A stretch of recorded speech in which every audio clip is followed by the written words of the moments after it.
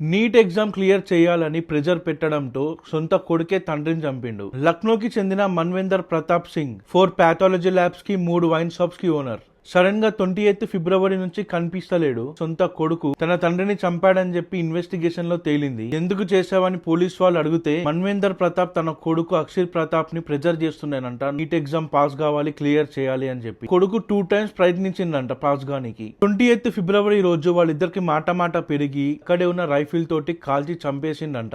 ఈ విషయం 28కి జరిగితే 24th వరకు విషయం దాచిండు. శవాన్ని మాయం చేద్దామని చెప్పి పక్కనే ఉన్న గుమ్టి రివర్ లో పడేద్దాం అనుకుండు. కానీ బాడీ వెయిట్ ఉండేసరికి బాడీని పీసెస్ కట్ చేసి కొన్ని పక్కనే ఉన్న ఊర్లో పడేసిండంట.